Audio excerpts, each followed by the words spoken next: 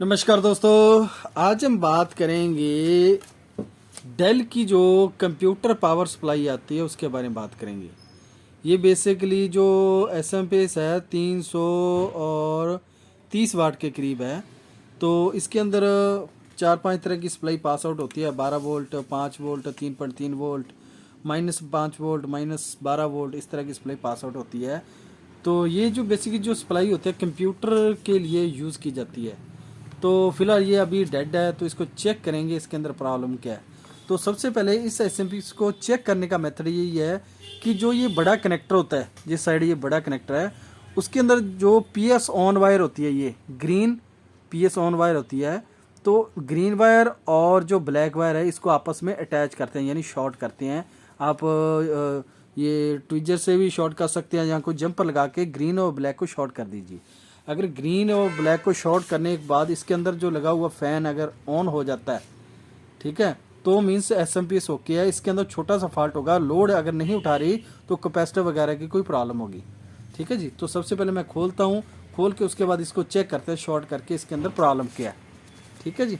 तो वीडियो शुरू करने से पहले जिन्होंने भी अभी तक हमारे चैनल को सब्सक्राइब नहीं किया है, कृपया वो चैनल को सब्सक्राइब करें। अगर आपको वीडियो अच्छी लगे लाइक और शेयर जरूर करें। तो टॉपिक शुरू करते हैं। कंप्यूटर की एसएमपीएस पावर सप्लाई को रिपेयर किस तरह करते हैं उसके बारे में डिस्कस करेंगे। तो दोस्तों, इस सप्लाई का हमने कवर हटा लिया है। तो ये इस साइड इसका फ़ैन लगा हुआ है, शायद आपको नज़र आ रहा होगा यहाँ पे। तो सबसे पहले इसको हम पावर सप्लाई देकर चेक करते हैं। तो जब भी चेक करो आप सीरीज़ बोर्ड में ही चेक करें इसे। तो ये हमने इसको ऑन कर दिया। अब जो ये चिमटी होती है इसकी मदद से इसके अंदर जो ये ग्रीन और ब्लैक वायर को शॉर्ट करना है। तो ग्रीन और ब्लैक वायर को अगर मैं शॉर्ट करता हूँ, ये देखिए, तो ये मैंने शॉर्ट किया है। तो ये सप्लाई ऑन नहीं हुई है, ठीक है, फ़ैन नहीं चला है, मीन्स इसके इनपुट के अंदर ही प्रॉब्लम है कोई। ठीक है जी। और अगर आप किसी भी सप्लाई को डायरेक्ट चेक करना चाहते हैं तो यहाँ पे ये रीसेट का ऑप्शन का बटन होता है। तो यहाँ से भी अगर आप प्रेस करोगे तो ये देखिए यहाँ पे स्विच लगा हुआ है। इसको प्रेस करने से एसएमपीएस अगर बोर्ड के अंदर लगी हुई है तो वो स्टार्ट होनी चाहिए। तो मीन्स एसएमपीएस ओके है। तो अब ना तो यहाँ से ये स्टार्ट हो रही है, ना ही इसकी ग्रीन और ब्लैक वायर को शॉर्ट करने पर ये सप्लाई ऑन हो रही है। ये देखिए, तो जो ग्रीन वायर होती है ये होती है पी एस ऑन की, यानी पावर सप्लाई ऑन के लिए। और इसके अंदर जो ये वॉयलेट कलर की यानी जामनी कलर की जो तार लगी होती है ये होती है एसबी की, यानी स्टैंड बाई की। और जो ऑरेंज होती है ये होती है 3.3 वोल्ट के लिए। वाइट जो होती है नेगेटिव 5 वोल्ट के लिए। और जो रेड वायर है वो पॉजिटिव 5 वोल्ट के लिए। और जो इसके अंदर ये जो ब्लू वायर है ये पॉजिटिव 12 वोल्ट के लिए होती है। ठीक है जी। तो इस तरह इसके अंदर ये नेगेटिव 12 वोल्ट के लिए होती है।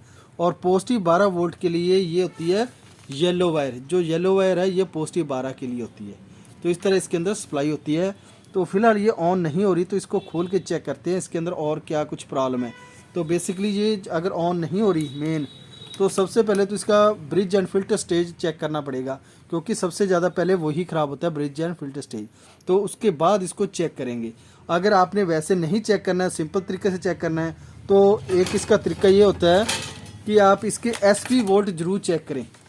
तो इसको 5 वोल्ट की सप्लाई आनी चाहिए। ये मल्टीमीटर हमने ऑन कर लिया है, यहाँ पे देख सकते हैं। तो ये मैंने ऑन किया। और जो ब्लैक वायर है, किसी भी ब्लैक वायर के साथ इसको अटैच कर दीजिए। यहाँ पे ब्लैक वायर के साथ अटैच करने के बाद जो पर्पल वोल्ट होते हैं वो आपको चेक करने हैं। तो पर्पल वोल्ट जो है इस तार में है, तो इसके ऊपर हम चेक करेंगे। ये देखिए यहाँ पे सप्लाई नहीं आ रही है, मीन्स इसकी जो ब्रिज एंड फिल्टर स्टेज भी ख़राब है, वहाँ से एंटर नहीं हो रही सप्लाई, ताकि जिससे एसबी वोल्ट आ सकें। ठीक है जी। और ये पीएस ऑन वोल्ट ये देख सकते हैं, ये भी नहीं आ रही। तो ये हम अभी फ़िलहाल इसके अंदर स्टार्टर वोल्ट नहीं आ रहे हैं।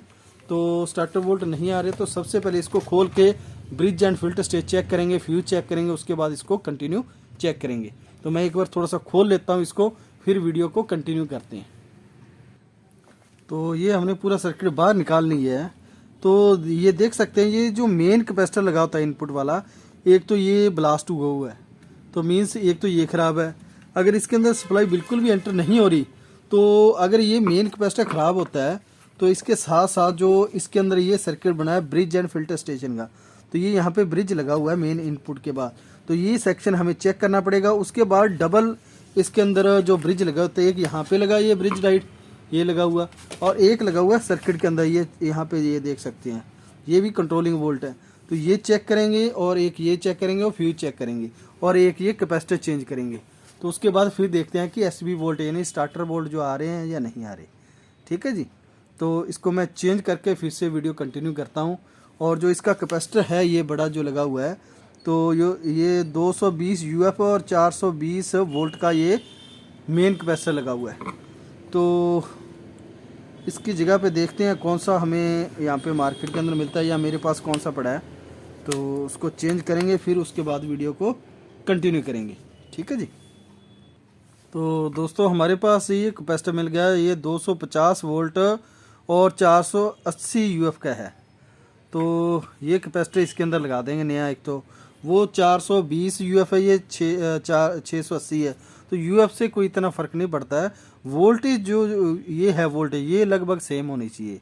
अगर इससे कम वोल्टेज का लगा देंगे तो प्रॉब्लम आएगी, अगर ज़्यादा लगा देंगे तो भी प्रॉब्लम आएगी।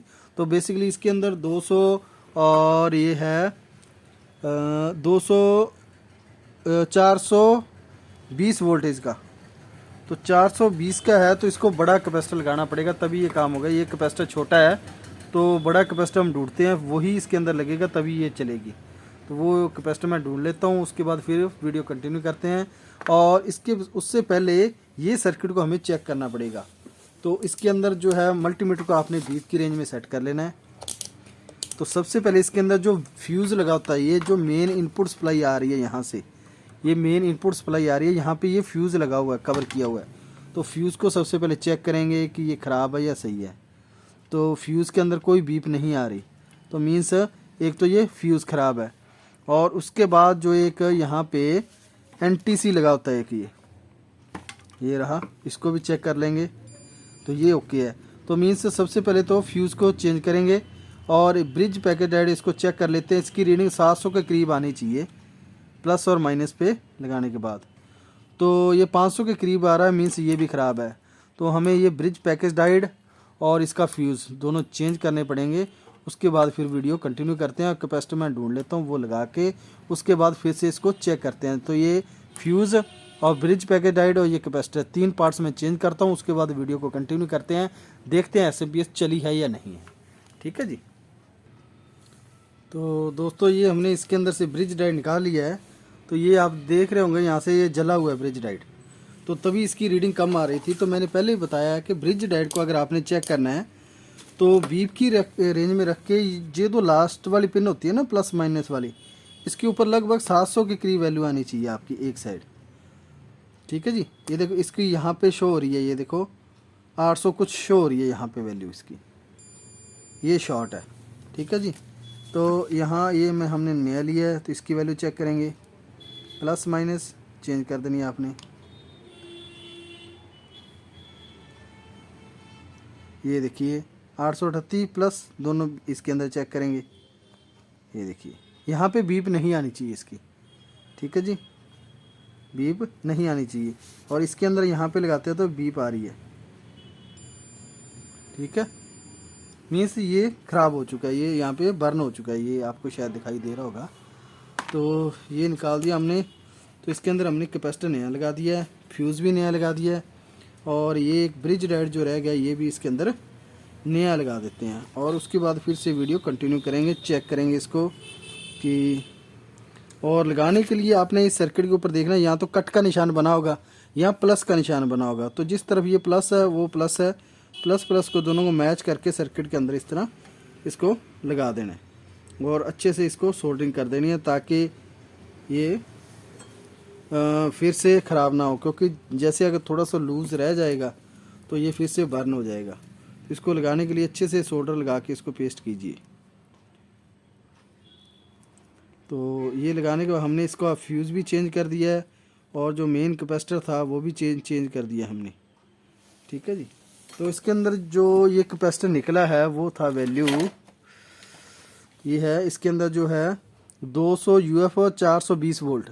तो हमने जो इसके अंदर जो कैपेसिटर लगाया है ये है जी 220 वोल्ट, तो सॉरी 470 वोल्ट है, लेकिन 150 यूएफ का है, यानी 150 यूएफ का इसके अंदर हमने लगाया है। तो 150 यूएफ भी चल जाएगा, कोई दिक्कत नहीं है। तो चलाने से पहले थोड़ा सा साफ़ कर लीजिए इसको, तो अब इसको फिर से चेक करते हैं कि इसका फ़ैन ऑन हुआ है या नहीं। ये हम इसके अंदर लगा देते हैं। यहाँ पे ये फ़ैन लगा हुआ है जो, ठीक है जी। तो फ़ैन से अगर इजी पता लग जाएगा कि सर्किट ऑन हुआ है या नहीं हुआ है।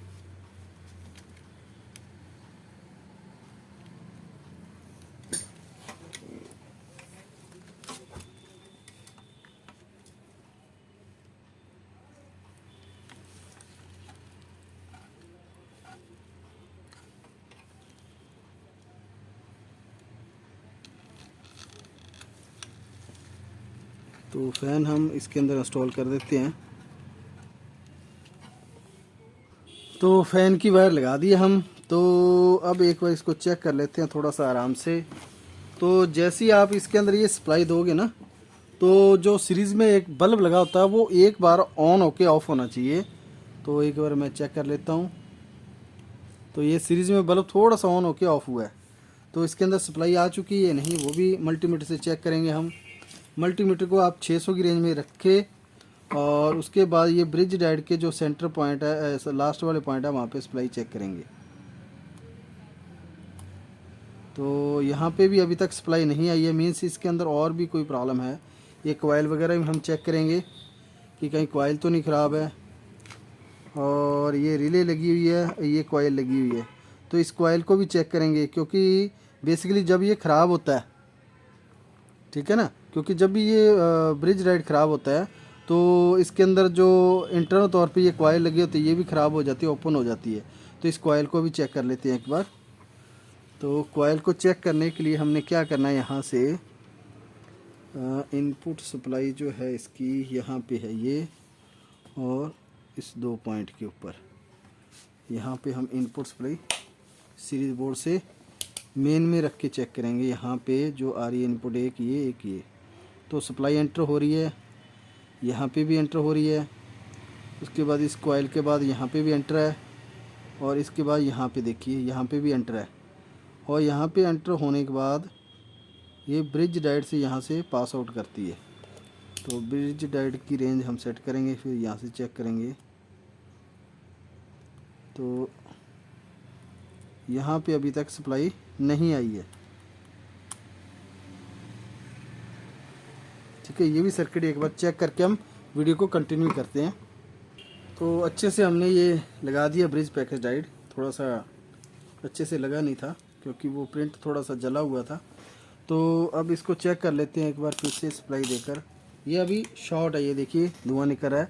तो मतलब अब कंडीशन क्या हो गई है, यहाँ पे जो ये पीसीबी के अंदर जो बर्न हुआ है ब्रिज डायोड का, अब जैसे ही उसके अंदर पावर होती है तो ये कार्बन की बनी होती है ज़्यादातर, तो वहाँ पे ये स्पार्क हो रहा है। तो हमें या तो अब ब्रिज डायोड को कोई और पीसीबी पर लगा के इसको सप्लाई देनी पड़ेगी। अगर इसके अंदर लगाएंगे तो ये चलेगा नहीं अब, क्योंकि ये इंटरनल तौर पर पीसीबी ही स्पार्क हो चुकी है। तो या तो हमें एक्स्ट्रा कोई सर्किट लगाना पड़ेगा इसके अंदर, और अगर अलग से 0 पीसीबी लेके उसके ऊपर ये सर्किट को बना के इसके ऊपर लगाना पड़ेगा। तो वो हम पहले बना लेते हैं, जब लगाएंगे वीडियो को फिर से कंटिन्यू करेंगे। तो दोस्तों हमने ये ब्रिज डायोड वापस निकाल लिया क्योंकि इंटरनल यहाँ पे ये देख सकते हैं पीसीबी बर्न हो रही है। अब चाहे जितनी मर्जी कोशिश कर लें ये बर्न होती रहेगी। तो इससे बेहतर है कि ये जो ब्रिज पैकेट डायोड है यहाँ पे ऊपर लगा दिया जाए ताकि वहाँ पे स्पार्किंग ख़त्म हो जाए। तो ये जो इसके ऊपर लगा देते हैं इस तरह, ठीक है जी, ताकि नीचे स्पार्क ना जाए, ये अच्छे से काम करता रहे। तो ये यहाँ से हमें पिन काटनी पड़ेगी ताकि जो नीचे की तरफ ये स्पार्क ना हो पाए। यहाँ से इसको इस तरह बेंड कर देंगे या इसको पीसीबी को यहाँ से हटा देंगे, क्योंकि ये प्रॉब्लम आती है जब भी पीसीबी बर्न हो जाती है ना, तो आप कभी भी उस जगह पे कंपोनेंट मत लगाना। या तो आप 0 पीसीबी बना के लगाओ अगर आपके पास कोई ऑप्शन नहीं है। तो मेरे पास तो यहाँ पे ऑप्शन है लगाने की, तो मैं ये लगा सकता हूँ। तो अगर आपके पास ऑप्शन ना हो तो 0 पीसीबी का प्रयोग करके ही लगाएं, ठीक है जी।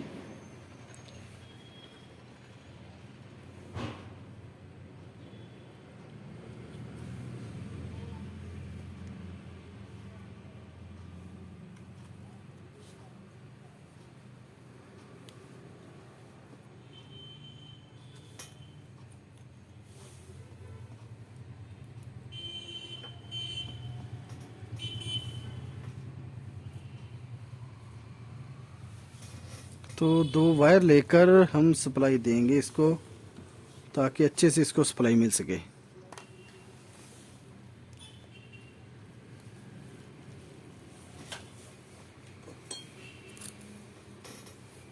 तो जब भी ये कंडीशन हो तो आप थोड़ा सा ध्यान रखें कि जो पीसीबी बर्न हो चुकी हो वहाँ पे कंपोनेंट कभी भी मत लगाएं, तो वो स्पार्क कभी भी हो सकता है, यानी कभी भी पीसीबी वो बर्न हो सकती है। तो आग लगने का खतरा सबसे ज़्यादा होता है जब पीसीबी बर्न हो चुकी हो। तो अगर आपके पास कोई ऑप्शन नहीं है तो 0 पीसीबी लेके उसके ऊपर बनाएं, ठीक है जी। 0 पीसीबी लेके उसके ऊपर बनाएं, या तो आप सर्किट नया। तो मेरे पास तो यहाँ पे ऑप्शन है लगाने का, तो मैं इसीलिए इसके ऊपर लगा रहा हूँ।